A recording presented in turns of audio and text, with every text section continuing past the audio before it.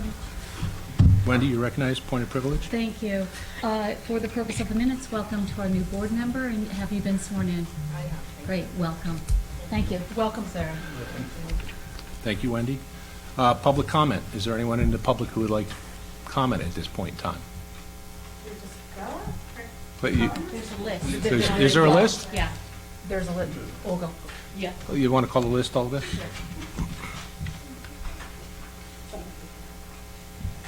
Okay. First person is Holly Newman.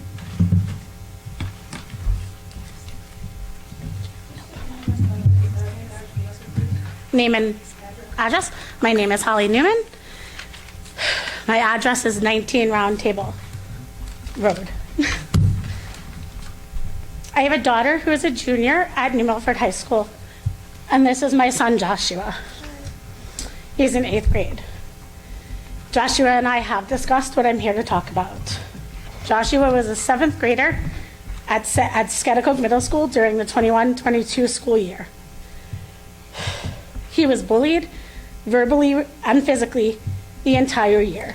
He was stabbed with a pencil, smacked in the head, pushed down the stairs, shoved into walls, and repeatedly told to kill himself by students in his class. Much of this was caught on video. What did the school do? What were the consequences? The boy who attacked him on the stairs was suspended for a few days. And let's not forget restorative conversation. That student came back more motivated and now aware of where cameras were, so he knew where and when to attack. At a school-sponsored dance, in which the students had to register to attend, that student showed up unregistered with the intent to hurt my child. Several students reported this and told us there were texts to back up their claims. Thankfully, the PTO president did not let that student in. She reported the incident to the school. The school's response? They couldn't do anything because the dance was at the max and not on school property. When Joshua reported being repeatedly told to kill himself again, restorative conversation was the suggestion. Joshua developed chronic headaches, stomach aches, and he was afraid to go to school. Each time Josh reported the attack, verbal or physical, it was Joshua who had to adjust. It was suggested that Joshua have an adult escort him in the halls. He didn't want this to happen. So instead it was advised that he leave class 3 minutes early so that he would be alone in the hallways and not available to the bullies. After it all became too much for him, he told a friend that he planned to kill himself. Thankfully, she told her guidance counselor, who called me, and we called 211. The 211 therapist shared that Joshua made it very clear he had begun having these thoughts as a result of being bullied at school. She told my husband and I, if it were her son, she'd remove him from SMS immediately. We brought him home. We gave him a few days to adjust while we adjusted his class schedules and hopefully tried to separate him from the students that were bullying him. Once he returned, he was punched in the head, unprovoked, while walking down the hall. This too was caught on video. That student received a whole day suspension and, of course, restorative conversation. In November, we pulled Josh from school on a medical leave of absence due to his declining mental health. Josh returned in January with yet another schedule adjustment that allowed him to leave school at 12:30. To make it very clear, the consistent solution to my son being bullied at school was to alter his schedule at the expense of his education. This continued for the rest of the year. Even with the shortened day, Joshua was bullied physically and verbally daily. Joshua is currently attending a different school at my expense. Bullying is simply not tolerated in that school. The students know it's not tolerated. The school emphasizes community, clear expectations, and consequences are given. Skedikoke Middle School and New Milford schools failed Joshua, and as you will hear, it's currently failing its students today. This district needs to do better. Our children's lives depend on it. Thank you, Holly and Josh.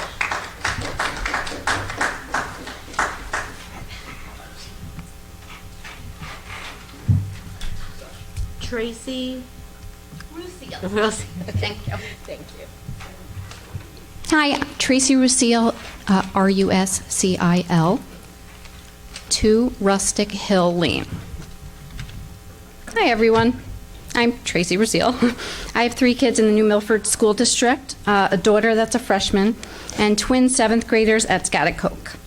My sons, AJ and Garrett, are autistic, and they are unable to self-report bullying. In May of last year, a kid on the bus took a picture of one of my sons with his pants down. Another kid on the bus reported it to his parents, and in turn, they reported it to the school. The school did not report it to me. I was not informed of the incident until November, 6 months later. That is because another incident occurred. And I think maybe it was the next incident, because I don't know how many incidents there are, because my kids are unable to tell me. So in November, the following messages were airdropped by a student into the phones of other students on the bus. You're more autistic and ugly looking than AJ, even the bus driver. You're dirty as shit. Blank is an N-word, and so is blank, and AJ and Garrett, and the bus driver. Blank is a monkey. Those are just some of the airdrops. If you're not sure what an airdrop is, I'll tell you later, because I don't want to take up time explaining it, but it pops up on your phone. So I learned about this incident from my daughter, who received a screenshot of it, of the horrible things said about her brothers from one of her friends. I did not learn about it from the school. When it happened, I was contacted by the parent who had originally reported the incident of my son being photographed. So she thought the school had contacted me about it and did not say anything to me, but they hadn't. Hearing it from her was when I learned about it, 6 months after it happened. At the time, I was worried maybe he was sexually assaulted.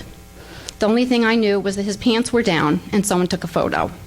I didn't know how the pants got down, if someone had touched him, or if the photos were shared. The school denied being notified, and then when I supplied them with written proof of their acknowledgement, they told me the person handling it was no longer with New Milford. And to this day, there's been no resolution, no apology, no acceptance of guilt in the failure to protect my child. Holly's son Josh was able to tell you about what happened to him. He was able to tell her about it and about how he was feeling. But my one son is almost nonverbal. He cannot tell me if he's being abused by fellow students. And the other son can't find the words to explain it all. And neither can voice how it hurts their hearts to be treated this way. They can't tell me. I filed a police report. The bully was questioned by the police, and he denied doing it, so I could not press charges. Are there pictures of my son in his underwear on a website somewhere? I have no idea. Can you imagine what it's like to send your children to school knowing that something like this happened and they were not protected by the school? I have no way of knowing if other things have happened. My kids can't tell me. They were moved from their bus and placed in a van, as if they were guilty. And unfortunately, I need to accept the segregation of my special needs children for the sake of their safety. It's the only way I know that they're going to be safe, is if they're separated. And that just doesn't seem fair. Is this our New Milford? Is this who we want to be? This is an ongoing problem. It may be one of the first times it's discussed here, but I know the mayor knows, the police know, the youth agency knows. Everyone knows there's a problem, especially at Scatticoke, and I don't feel like anything's being done to fix it. Thank you.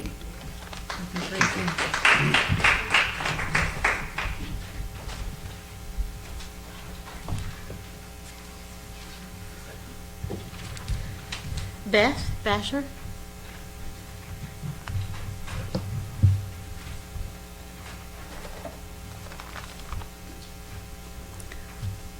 My name is Beth Basher, and I live at 1 Brushy Hill.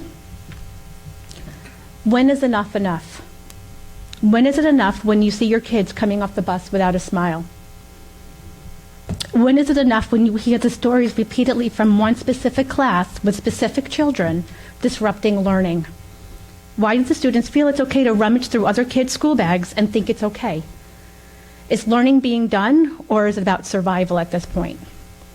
Why is this being allowed? When is it enough when your kids have to be held up by a parent because they are afraid of being killed in the hallway? Or being jumped in the hallway by kids their age? And they want to kill you, and they actually said, I want to kill you. Throwing food, throwing objects that could hurt, could bleed. When is it enough when your kids don't want to walk into school because of fear of their peers? What about their safety? You're a fat, ugly, fill in the word. You're so fat, why are you breathing? Or just some of the comments I hear from my kids when they tell me about their day. When is enough enough?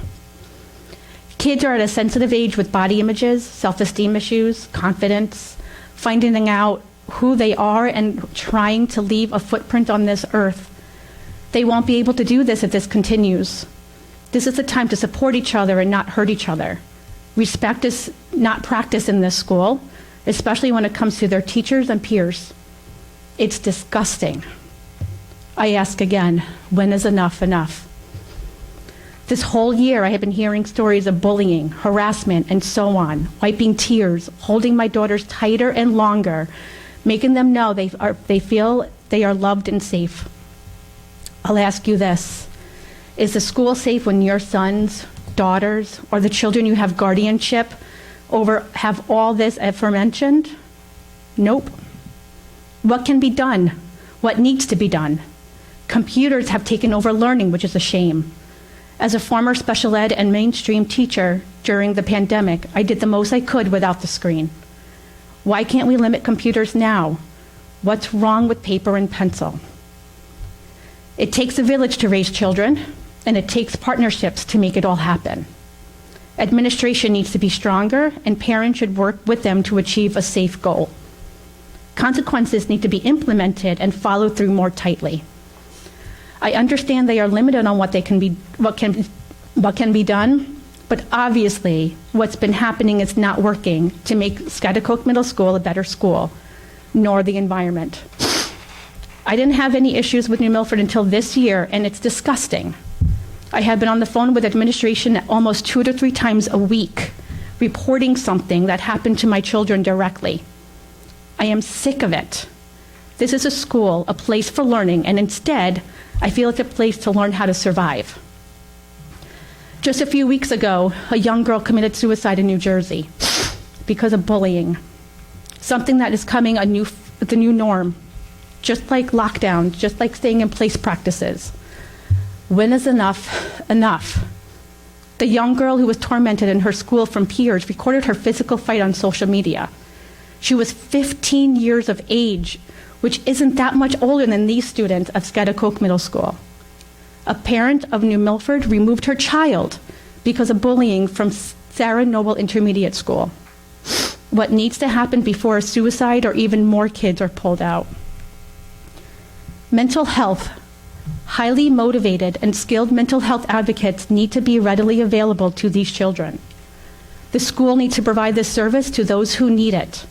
With not providing something like this could promote another suicide.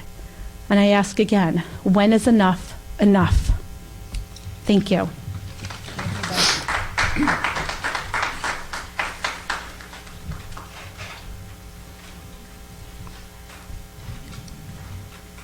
Cameron?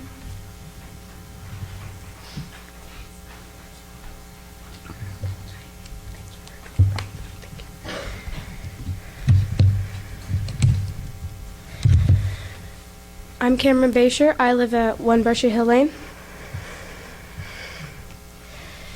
Every day people have thoughts about committing suicide because of bullying. Some kids decide they have finally had enough and end their lives. Those could be kids at our school if we continue the way we have been going. We need to fix this problem found in so many schools. There are so many kids at our school being tormented because of race, sexuality, mental disorders, or skin color. And my friends and I have been called names so awful I can't repeat them. But the worst part is that we can't fight back because we get in trouble. There's only so much that we can take before we break. We report it to teacher after teacher and nothing gets done. It's not that they don't try to do anything, it's just the fact that the kids just end up behaving worse after. They get a talking to and go right back to doing the same thing over and over. Even worse. I have grown so used to being teased and treated awfully that it can no longer be okay, not that it ever should have been. There have been days where I almost don't want to get out of bed because I do not feel safe. Mental abuse is just as bad as physical abuse because it leaves scars that never heal. Just because some kids don't show it doesn't mean that they aren't hurting inside. So I ask you, when will enough be just that? Enough. I don't think we can continue on like this, and I don't think you do either. We can break, and when we do, we will be disciplined because we disrupted the class, or misbehaved, or we were too loud. How is that fair? The rest of the other kids that are actually doing it, they're shouting profanities across the room. Please fix this so that nobody at Schaghticoke Middle School has to end their life. Thank you. Thank you.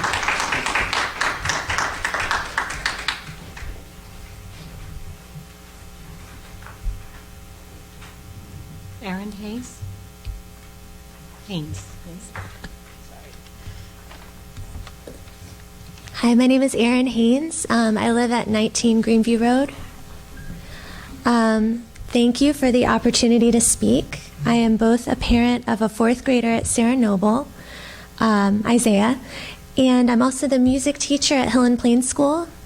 Tonight I'm speaking primarily as a parent. However, as a teacher, I am always looking for ways to promote respect, acceptance, kindness, and inclusion among our students.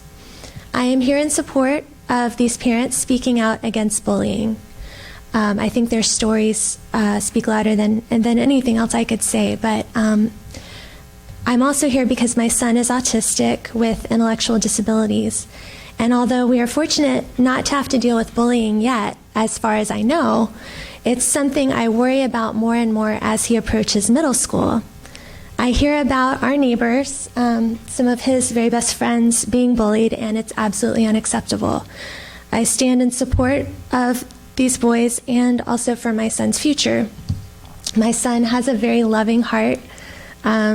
He feels like everyone is his friend, but he has minimal verbal communication. I wouldn't change anything about him, but he would be a very easy target for a bully, and he would not be able to report it to us because he just doesn't have the speech and language to do that. I recently received an email that there have been inappropriate text message exchanges between students here at Sarah Noble. When I'm on the bus, getting him on and off, I hear bus drivers sternly telling students to put their phones away because they're not allowed to have their phones out on the bus, but it's still happening. I hear that much of the bullying that occurs, like we heard tonight, happens through text, airdrop, social media, phones, etc. My question is, what are we going to do about this? What kind of boundaries can we set around this that would make a difference?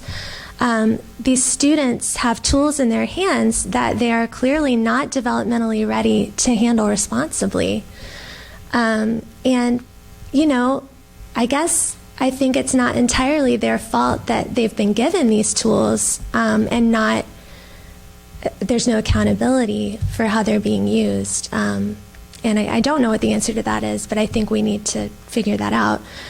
I'm also wondering, what are we explicitly teaching students about acceptance and inclusion, especially in the older grades, but even in the primary schools where I teach? Are there things that we could do? Is there more that we could do to help young people understand the importance of kindness and respect and acceptance? And, you know, I think the mental health support, things are happening with that. I'm very supportive of that. I'm very grateful for that. But these are questions that really, really need to be answered. I have lots of questions and not a lot of answers. But I think we have to ask the questions and find answers to them if we are going to create a safe learning environment for all of our students. And I think that's priority number one. And I thank you for your time. Thanks, Erin.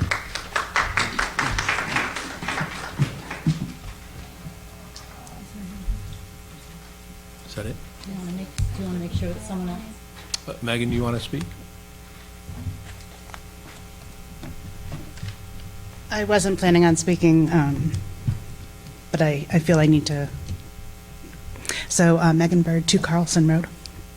I was the PTO president at Scotticoke Middle School last year and the year before. I personally dealt with the situations at the dances. The same student who was not admitted in order to protect Holly's son did pre-register, did come to a dance last year, and a physical altercation broke out at the dance, at the very end of the dance, and he bolted and went home. His father was outside waiting for him already, but we did fill out a police report for it. It is a serious situation, and I just wanted to speak to it, the fact that it impacts not just those who are directly bullied. My children spent my son spent 6th grade at home remote because he was feeling anxiety due to COVID, and went back in 7th grade. And by the end of the year in 7th grade, was so disgusted and literally in tears sometimes in the car ride home, watching what was happening to his friends and feeling powerless to do anything about it, that he decided he was going to do something about it. He was going to start a student-led group, and he did his best to try and do that.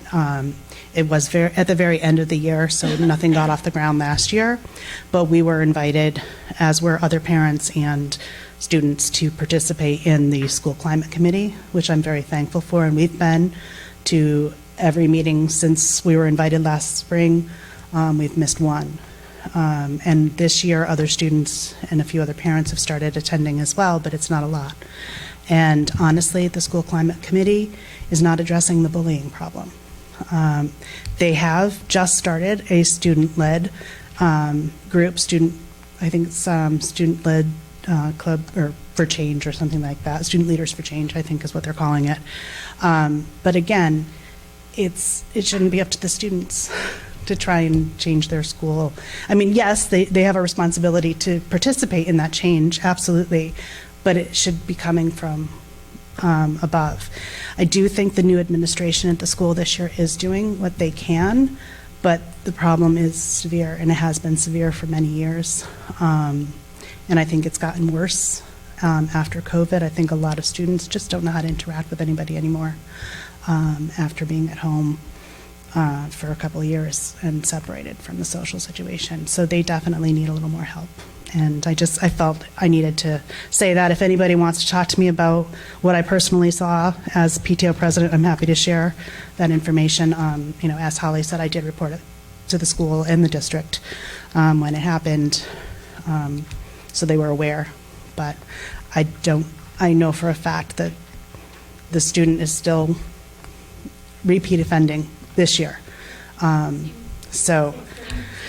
And it's a shame that he's not getting the help that he needs, because he clearly needs some help too. So, and that's it for public comment. Oh, sure. Does anyone else in public like to speak at this time? Yeah. Absolutely, if you just want to go around to the podium, sure, of course. Okay. Sarah DeLucia. Sorry, do you guys want to go first? Oh, go ahead.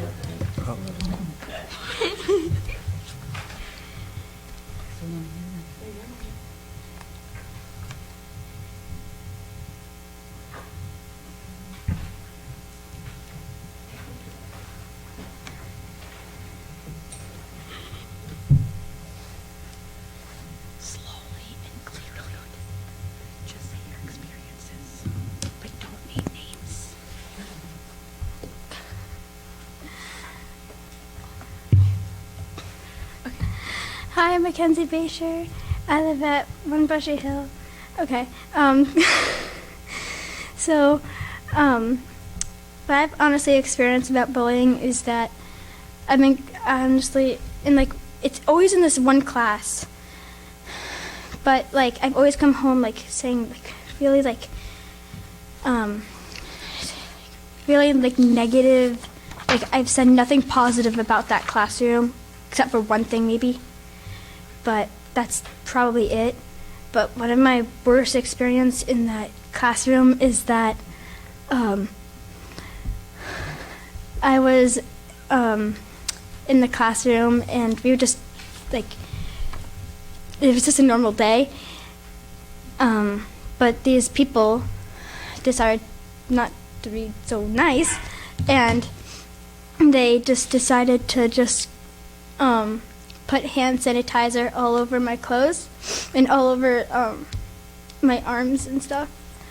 And so I just couldn't stand in that classroom, so I had to go out of the classroom. I was trying to look for a teacher or something, but they were all busy, of course. But yeah, I have nothing else to say. That's all. Hi, I'm Olivia Vanek. I live on 28 Maury Road, and Vanek, V-A-N-A-K. And I just wanted to say, there's been a lot of things happening at school lately, and I really think we should end this. So I really hope we can do all we can and help these kids, because I don't think anyone deserves to be treated like this, and especially my friends and everyone in the school. So yeah. Thank you.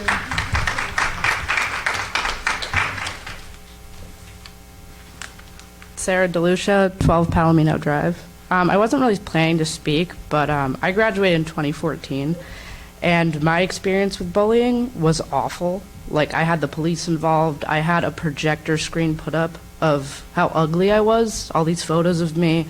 It was awful. I had extreme eating disorders. I had to leave school at 10 o'clock, all throughout high school.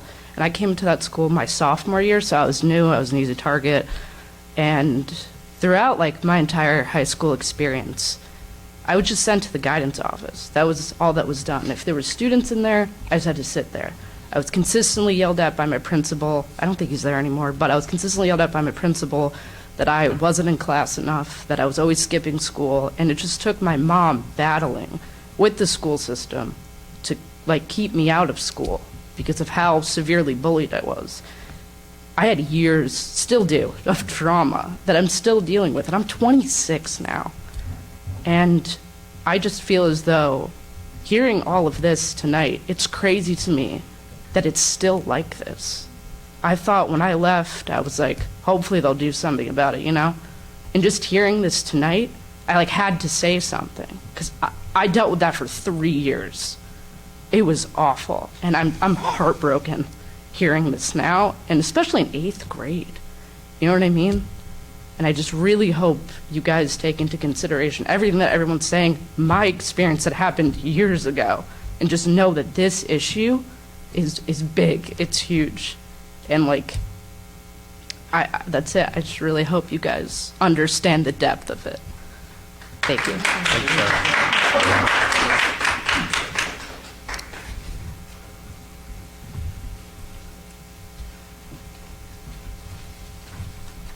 Okay, my name's a long one. It's Laura Grassler Lockwood Blake. I come from a different point of view. 15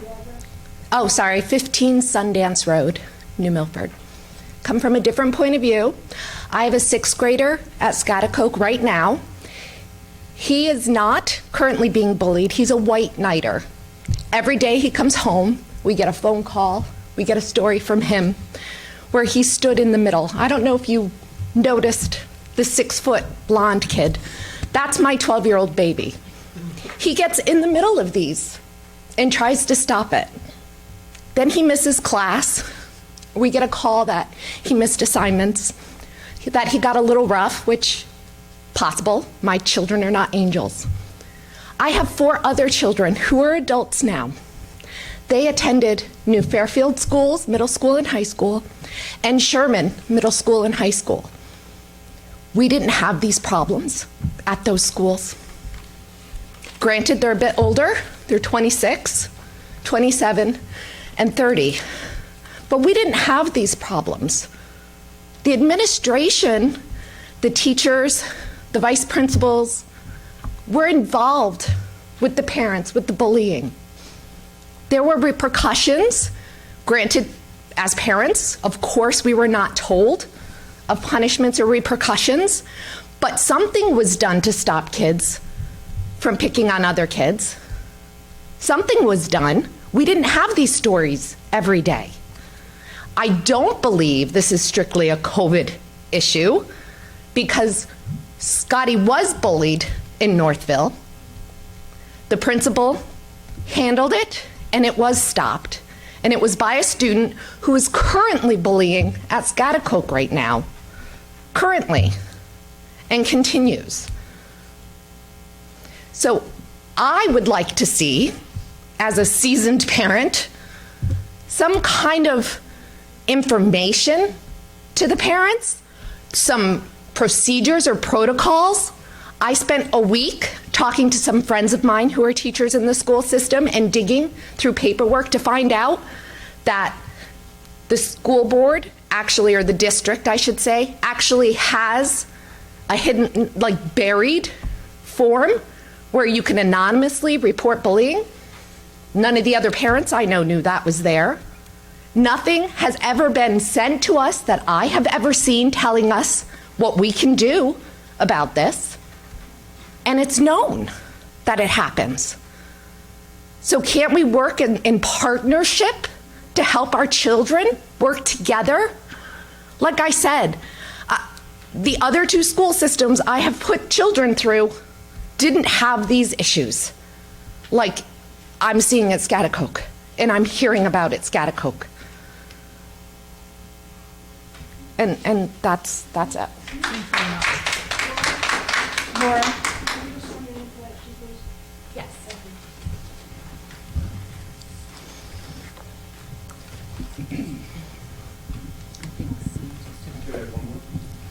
Go ahead.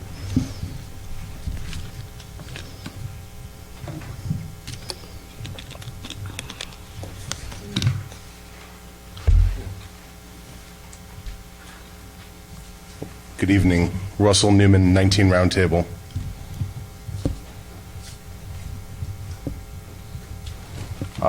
You heard from my wife and saw my son and heard about some of the horrific activities that happened at Schaghticoke Medical School.